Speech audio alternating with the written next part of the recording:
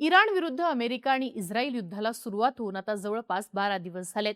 मागच्या 12 दिवसात या युद्धामध्ये फक्त इराण आणि इस्रायलच नाही तर मिडल ईस्ट मधले सगळेच देश ओढले गेलेले आहेत। इतक्या दिवसांपासून हे युद्ध कशा प्रकारे लढलं जातंय तर अमेरिका आणि इस्रायल हे थेट इराणच्या महत्त्वाच्या शहरांवरती हल्ले करतायत। तर याला प्रत्युत्तर देताना इराण हा अमेरिकन बेसेस आणि अरब देशांमधल्या तेल रिफायनरीजना टार्गेट करतोय। पण आता दोन्ही बाजूंनी युद्धाची स्ट्रॅटेजी काही प्रमाणात बदलल्याचं पाहायला मिळतंय। अलीकडेच या युद्धामध्ये जीवनावश्यक पाण्याच्या साठ्यांना टार्गेट करण्यात आलंय। 4 ते 5 दिवसांपूर्वी बहरीनमधनं एक बातमी आलेली आणि बहरीननं असं म्हटलं होतं की इराणनं त्यांच्या पाण्याच्या प्लांटवरती ड्रोनने हल्ला केलाय। सौदी अरेबियामधनं सुद्धा अशाच प्रकारची बातमी आलेली आहे।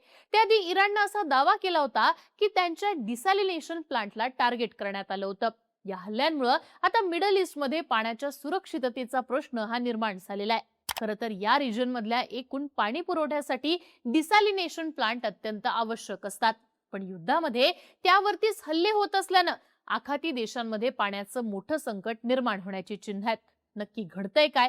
युद्धामध्ये इराण हा अरब देशांमधल्या पाण्याच्या प्लांट्सना कशा प्रकारे टार्गेट करतोय, त्यामुळे या देशांमध्ये पाण्याचं किती मोठं संकट निर्माण होऊ शकतं? या संकटातनं स्वतः इराण वाचू शकतो का, समजून घेऊयात आजच्या या व्हिडिओतनं। नमस्कार, मी आरती आणि तुम्ही बघताय बोल भिडू। सगळ्यात आधी नेमकं काय घडलंय ते सांगते। या सगळ्याची सुरुवात झाली ती 7 मार्चला। त्या दिवशी अमेरिका आणि इस्रायलनं इराणच्या दक्षिणेकडे असलेल्या केशमा आयलंडवरच्या एका वॉटर प्लांटवरती थेट हल्ला केला। या हल्ल्यामुळे त्या प्लांटला मोठं नुकसान झालं आणि यामुळे जवळपास 31 गावांचा पाणी पुरवठा विस्कळीत झाला। मग इराणनं याचा बदला घ्यायचं ठरवलं। त्यानं बहरीन मधल्या एका वॉटर प्लांटला टार्गेट करून त्याच्यावरती मोठा हल्ला केला। इराणनं आधी बहरीन मधल्या अमेरिकेच्या नेव्हल बेसवरती हल्ला केला। त्यानंतर एका इराणी ड्रोननं बहरीनच्या डिसॅलिनेशन प्लांटवरती अटॅक केला।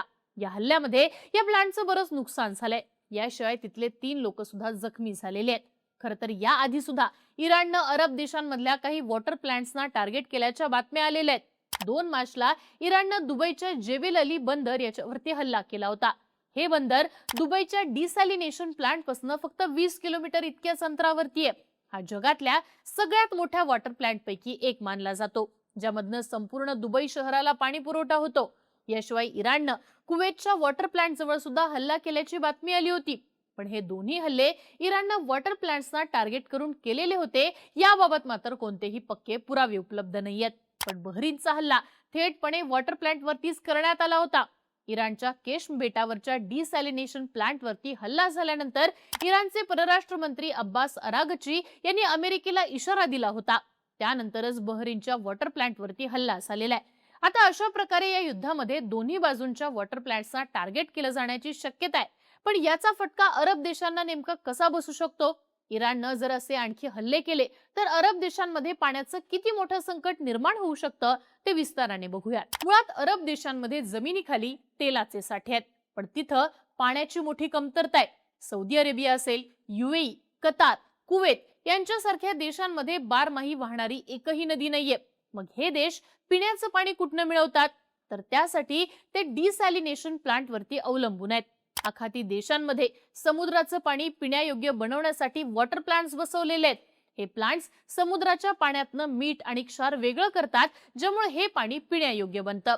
मिडल ईस्ट आयच्या रिपोर्टनुसार फक्त पर्शियन गल्फ मध्ये 400 पेक्षा जास्त डिसॅलिनेशन प्लांट आहेत। बहुतांश अरब देश पिण्याच्या पाण्यासाठी या प्लांट्सवरतीच अवलंबून आहेत। कतार या देशामध्ये जवळपास 100% पिण्याचं पाणी हे डिसॅलिनेशन प्लांट मधनं मिळतं। कुवेत आणि बहरीनमध्ये 90% पिण्याचं पाणी वॉटर प्लांट्स मधनं मिळतं। ओमानमध्ये हे प्रमाण जवळपास 86% आहे। सौदी अरेबियासारख्या मोठ्या देशात तब्बल 70% पिण्याचं पाणी अशा प्लांट्स मधनं मिळतं। सौदी अरेबियाची राजधानी रियादमध्ये तर 90% पाणी या प्लांट्सद्वारे मिळतं। यूएई मध्ये सुद्धा 42% पिण्याचं पाणी डिसॅलिनेशन प्लांटद्वारे मिळतं।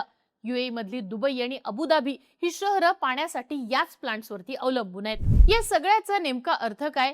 तर आखाती देश हे पिण्याच्या पाण्यासाठी मोठ्या प्रमाणात डिसॅलिनेशन प्लांट्सवरती अवलंबून आहेत। त्यामुळे जर या प्लांट्सना नुकसान झालं तर या देशांमधलं दैनंदिन जीवनच ठप्प होऊ शकतं। इराण सध्या युद्धामध्ये तेच करताना दिसतोय। सौदी अरेबियाच्या किनाऱ्यावरती असलेल्या जुबैल डिसॅलिनेशन प्लांटवरती हल्ल्याचा सगळ्यात जास्त धोका आहे। या प्लांटमधनं 500 किलोमीटर पाण्याची पाईपलाईन राजधानी रियाद पर्यंत जाते। या माध्यमातून रियादच्या 90% पाण्याचा पुरवठा केला जातो। काही रिपोर्ट्सनुसार जर इराणच्या हल्ल्यामध्ये सौदी अरेबियाच्या या पाईपलाईनला काही नुकसान झालं तर रियाद हे शहर एका आठवड्यात रिकामं करावं लागेल, कारण तिथल्या लोकांना पिण्यासाठी पुरेसं पाणीच मिळणार नाही।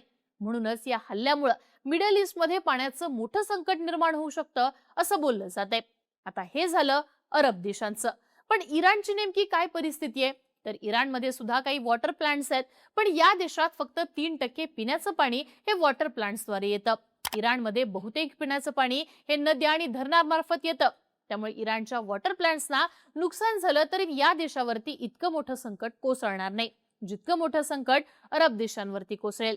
ज्यामुळेच इराणची ही स्ट्रॅटेजी अरब देशांसाठी धोकादायक ठरू शकते असं बोललं जातंय। खरं तर युद्धामध्ये अरब देशांवरती अशा प्रकारे हल्ला होऊ शकतो हा इशारा अमेरिकेच्या CIA आधीच दिला होता। CIA 1980च्या दशकातच आखाती देशांमधल्या वरिष्ठ सरकारी अधिकाऱ्यांना सांगितलं होतं की तुमच्या देशांसाठी तेलापेक्षा जास्त महत्त्व पाण्याचं आहे।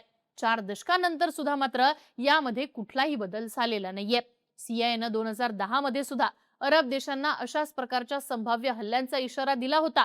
CIA आपल्या रिपोर्टमध्ये असं म्हटलं होतं की युद्धाच्या काळामध्ये आखाती देशांमध्ये डिसॅलिनेशन प्लांट्स हे सोपे टार्गेट बनू शकतात, कारण या प्लांटची रचना अशी आहे की त्यांची हवाई हल्ल्यांपासून सहजासहजी सुरक्षा करता येत नाही। एका डिसॅलिनेशन प्लांट मध्ये अनेक भाग असतात, जसं की समुद्राचं पाणी काढण्यासाठी इंटेक सिस्टीम, पाण्यावर प्रोसेस करण्यासाठी ट्रीटमेंट युनिट आणि सगळ्यात महत्त्वाचं म्हणजे या सगळ्यासाठी विजेचा पुरवठा करणारी असणारी सिस्टीम। यापैकी एका जरी सिस्टीमवर हल्ला झाला तरी संपूर्ण प्लांटच ठप्प पडू शकतो। इराणनं आता अरब देशांची हीच कमकुवत बाजू ओळखत त्यावरतीच हल्ले सुरू केलेले आहेत। जर इराणनं हे असंच सुरू ठेवलं तर अरब देशांपुढे पाण्याचं प्रचंड मोठं संकट उभं राहू शकतं असं चित्र दिसतंय। आपण जर इतिहास पाहिला तर मिडल ईस्टमध्ये या आधी सुद्धा एकदा युद्धादरम्यान पाण्याचं मोठं संकट निर्माण झालं होतं। 1990 ते 91च्या दरम्यान गल्फ वॉर संपल्यानंतर इराकचं सैन्य कुवेतमधनं माघार घेत होतं। त्यावेळी त्यांनी कुवेतच्या डिसॅलिनेशन प्लांटचा नाश करायला सुरुवात केली। त्यावेळी सद्दाम हुसेनच्या सैन्यानं आसपासच्या तेलाच्या खाणींचं तोंड सुद्धा पर्शियन आखाताच्या दिशेने वळवलं होतं, जेणेकरून लाखो बॅरल कच्चं तेल पर्शियन आखातात सांडलं जावं। या घटनेला इतिहासातली सगळ्यात मोठी तेल गळती असं म्हटलं जातं। सद्दाम हुसेनच्या सैन्यानं हे मुद्दामून केलं होतं, जेणेकरून डिसॅलिनेशन प्लांट दुरुस्त झाल्यानंतर सुद्धा त्यातलं पाणी अशुद्धच राहील। त्यामुळे परिस्थिती इतकी भयानक झाली होती की तेलाची गळती थांबवण्यासाठी अमेरिकेला कुवेतमधल्या तेलाच्या विहिरींवरती बॉम्ब टाकावे लागले होते। अमेरिकेनं बॉम्ब टाकून विहिरींना आग लावली आणि तेल समुद्रात सांडण्यापासून रोखलं। या घटनेनंतर कुवेतमध्ये पिण्याच्या पाण्याचं गंभीर संकट निर्माण झालं होतं। परिस्थिती नॉर्मल व्हायला अनेक वर्षांचा काळ जावा लागला। आता मिडल ईस्ट मध्ये पुन्हा एकदा अशीच परिस्थिती निर्माण झाली आहे। यावेळी फक्त कुवेतच नाही तर तब्बल 6 देशांना पाण्याच्या संकटाचा धोका आहे। इराणनं जर बहरीन सारखं अन्य देशांच्या डिसॅलिनेशन प्लांट वरती थेटपणे हल्ले केले आणि यामध्ये या प्लांटचं नुकसान झालं तर अख्ख्या मिडल ईस्ट मध्ये पाण्याचं मोठं संकट निर्माण होऊ शकतं। तुम्हाला या सगळ्या परिस्थितीबाबत काय वाटतं? इराण आता युद्धामध्ये अरब देशांच्या वॉटर प्लांट्सना टार्गेट करणार का? तुमची मतं आणि प्रतिक्रिया कमेंट बॉक्समध्ये लिहून कळवा आणि बोलबिडीच्या YouTube चॅनलला नक्की सबस्क्राइब करा।